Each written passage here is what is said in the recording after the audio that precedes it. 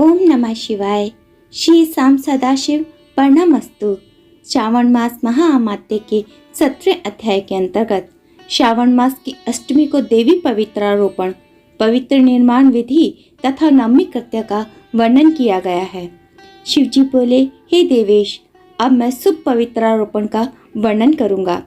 सप्तमी तिथि को अधिवासन करके अष्टमी तिथि को पवित्रकों को अर्पण करना चाहिए। जो पवित्रक बनवाता है उसके पुण्य फल को सुनिए।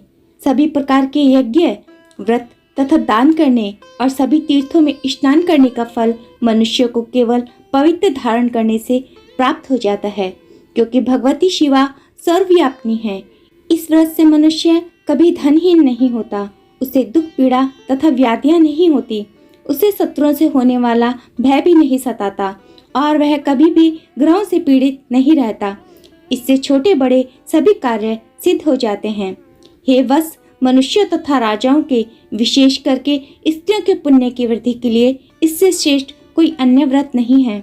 हे तात, सौभाग्य प्रदान करने वाले, इस व्रत को मैंने आपके प्रति स्नेह के कारण बताया है। हे ब्रह्मपुत्र, श्रावण मास के शुक्ल पक्ष की सप्तमी तिथि को अधिवासन करके देवी के प्रति उत्तम भक्ति से संपन्न वह मनुष्य सभी सामग्रियों से युक्त होकर सभी पूजा द्रव्यों, गंध, पुष्प, फल आदि अनेक प्रकार के नैवेद्य तथा वस्त्राभरण आदि संपादित करके इनकी शुद्धि करे। इसके बाद पंचगव्य का प्राशन कराए, चरु से दिग्बली प्रदान करे तथा अधिवासन करे। उसके बाद सदस्य वस्त्रों तथा पत्रों से इस पवित्रक को आच्छादित करे। पुनः देवी के उस मूल मंत्र से उसे 100 बार अभिमंत्रित करके सरशोभा समन्वित उस पवित्रक को देवी के समक्ष स्थापित करे। इसके बाद देवी का मंडप बनाकर रात्रि में जागरण करे और नट, नर्तक तथा वारांगनाओं के अनेक विध कुशल समूह और गाने बजाने तथा नाचने की कला में प्रवीण लोगों को देवी के समक्ष स्थापित करे। उसके बाद प्रातःकाल विधिवत स्नान करके पुनः बलि प्रदान करे। इसके बाद विधिवत देवी की पूजा करके स्त्रियों तथा द्विजों को भोजन कराए। पहले देवी को पवित्रक अर्पण करे और अंत में दक्षिणा प्रदान करे। हे वत्स, अपनी सामर्थ्य के अनुसार कार्य सिद्ध करने वाले उस नियम को धारण करे।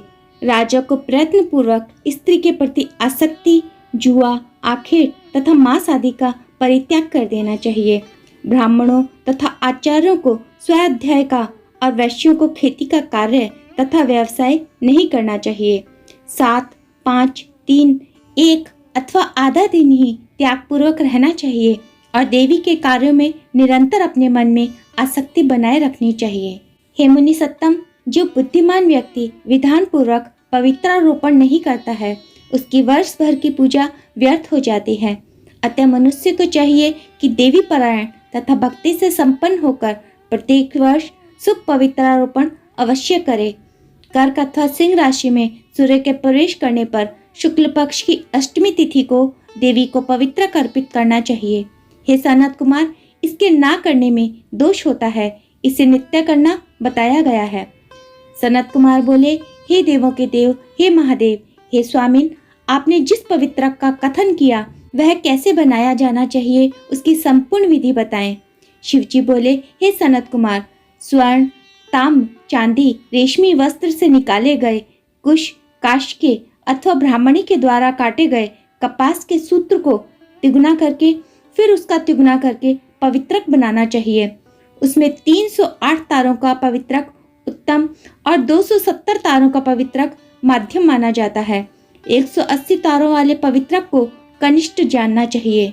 इसी प्रकार 100 ग्रंथि का पवित्रक उत्तम, 50 ग्रंथि का पवित्रक माध्यम तथा 26 ग्रंथि का सुंदर पवित्रक कनिष्ठ होता है। अथवा 6, 3, 4, 2, 12, 24, 10 अथवा 8 ग्रंथियों वाला पवित्रक बनाना चाहिए। अथवा 108 ग्रंथि का पवित्रक उत्तम, 54 ग्रंथि का माध्यम तथा 27 ग्रंथि का कनिष्ठ होता है। प्रतिमा के घुटने तक का लंबा पवित्रक उत्तम, जंघा तक का लंबा पवित्रक माध्यम तथा नाभि पर्यंत पवित्रक अधम कहा जाता है। पवित्रक की सभी शुभ ग्रंथियों को कुमकुम से रंग देना चाहिए। इसके बाद अपने समक्ष शुभ सर्वतोभद्र मंडल पर देवी का पूजन करके कलश के ऊपर बांस के पात्र में पवित्रकों को रखें। 3 तार वाले पवित्रक को ब्रह्मा, विष्णु तथा शिव का आह्वान करके स्थापित करें। 9 तार के पवित्रक में ओंकार, सोम, अग्नि, ब्रह्मा, समस्त नागों, चंद्रमा, सूर्य, शिव तथा विष्णु देवों की स्थापना करें। हे सनत कुमार, अब मैं ग्रंथियों में स्थापित किए जाने वाले देवताओं का वर्णन करूंगा। क्रिया, पौरुषी, वीरा, विजया, अपराजिता, मनोन्मनी, जाया, भद्रा, मुक्ति और ईशा ये देवियां हैं। इनके नामों के पूर्व में प्रणव तथा अंत में नमः लगाकर ग्रंथि संख्या के अनुसार क्रमशः आह्वान करके चंदन आदि से इनकी पूजा करनी चाहिए। इसके बाद प्रणव से अभिमंत्रित करके देवी को धूप अर्पण करना चाहिए। हे सनत कुमार, मैंने आपसे देवी के इस शुभ पवित्रारोपण का वर्णन कर दिया। इसी प्रकार अन्य देवताओं का भी पवित्रारोपण प्रतिपदा आदि तिथियों में करना चाहिए। मैं उन देवताओं को आपको बताता हूँ। कुबेर, लक्ष्मी, गौरी, गणेश, चंद्रमा, बृहस्पति, सूर्य, चंडिका, अम्बा, वासुकी, ऋषिगण, चक्रपाणि, अनंत, शिवजी, ब्रह्मा और पितर, इन देवताओं की पूजा प्रतिपदा आदि तिथियों में करनी चाहिए। यह मुख्य देवता का पवित्रारोपण है। उनके अंग देवता का पवित्रक 3 सूत्रों का होना चाहिए। शिवजी बोले, हे विपेंद्र, अब मैं श्रावण मास के दोनों पक्षों की नवमी तिथियों के करणीय कर्तव्य को बताऊंगा। इस दिन कुमारी नामक दुर्गा की यथाविधि पूजा करनी चाहिए। दोनों पक्षों की नवमी के दिन नक्त व्रत करें और उसमें दुग्ध तथा मधु का आहार ग्रहण करें अथवा उपवास करें। उस दिन कुमारी नामक उन पाप नाशनी दुर्गा चंडिका की चांदी की मूर्ति बनाकर भक्ति पूर्वक सदा उनका अर्चन करें। गंध, चंदन, कनेर के पुष्पों, दशांग धूप और मोदकों से उनका पूजन करें। उसके बाद कुमारी कन्या, स्त्रियों तथा विप्रों को श्रद्धा पूर्वक भोजन कराएं। फिर मौन धारण करके स्वयं बिलपत्र का आहार ग्रहण करें। इस प्रकार जो मनुष्य अत्यंत श्रद्धा के साथ दुर्गा जी की पूजा करता है, वह उस परम स्थान को जाता है जहाँ देव बृहस्पति विद्यमान है। हे विधि नंदन, यह मैंने आपसे नवमी तिथि का कर्तव्य कह दिया। यह मनुष्यों के सभी पापों का नाश करने वाला, सभी संपदाएं प्रदान करने वाला, पुत्र पौत्र आदि उत्पन्न करने वाला और अंत में उन्हें उत्तम गति प्रदान करने वाला है। इस प्रकार श्री स्कंद पुराण के अंतर्गत ईश्वर सनत कुमार संवाद ने श्रावण मास महाअमात्य में अष्टमी तिथि को दैवी पवित्रारोपण नामक 17वां अध्याय पूर्ण हुआ।